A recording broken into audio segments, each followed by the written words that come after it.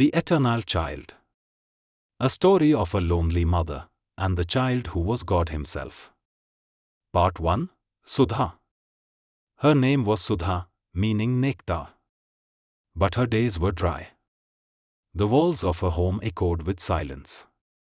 No footsteps, no giggles, no arguments. Only the ticking of a clock that never paused, and the occasional creak of her old chair. Her children lived abroad. They sent her gifts. They transferred money. But they hadn't visited in 5 years. Phone calls came, like monsoon in drought, too little, too rare. She didn't need their things. She needed their presence. She often whispered to herself, "I never asked for gold, just a moment of warmth." The neighbors rarely saw her outside. But every afternoon, she came to her gate with a handful of puffed rice. Feeding birds, as if they were her grandchildren. Part 2. The boy. That's when she saw him. A small boy, around 9, standing by the tree near her gate. He had no bag, no fear. Just a gentle smile that went straight into the heart. He looked into her eyes and said, "May I sit here for a while? You look like someone who makes sweet tea."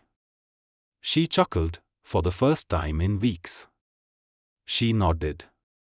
He came every day after that. Sometimes with questions about stars. Sometimes with stories of squirrels. Sometimes with silence, the soft, friendly kind. He called her Ma. Not to get something, not to flatter. Just as if he always had. And with every visit, Sudha's lost motherhood bloomed again. She made tea. She combed her hair. She even hummed old lullabies, the ones she hadn't sung in decades. Part 3. The Turning Point. One evening, the boy asked, "Ma, why do you cry when you are alone?" She looked away. But something inside melted. Tears came, not like pain, but like old rain finally released. She told him everything. About loneliness. About birthdays no one remembered. About the ache of watching the phone screen, waiting. The boy listened, not like a child, not like an adult. But like someone who already knew. He took her hand. Looked in her eyes.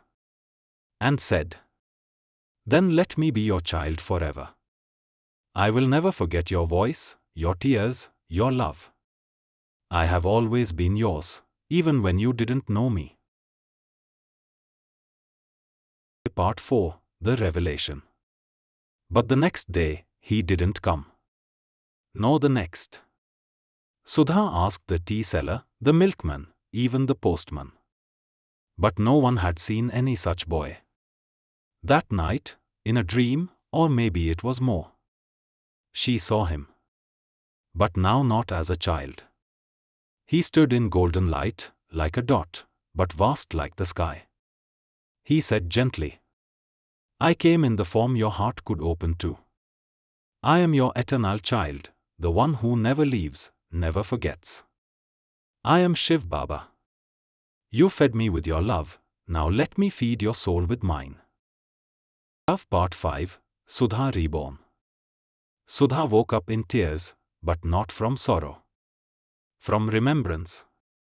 She began Rajyoga from the very next day. Not with heavy rituals. But by sitting silently, looking inward. And saying softly, "Baba, my child, you are my everything." She started serving others, just as she had been served. Not preaching, not teaching. Just sitting beside other elders who felt forgotten. And listening, with her eyes full of God. Her home once echoed with absence. Now it radiated vibrations of divine presence.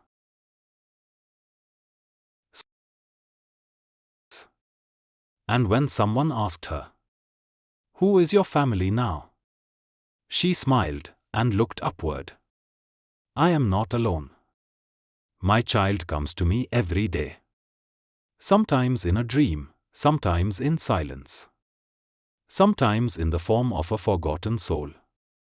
He may not be seen, but each time he reminds me of my eternal truth. That I am a soul, and I was never truly alone. When the world forgets us, God becomes our child.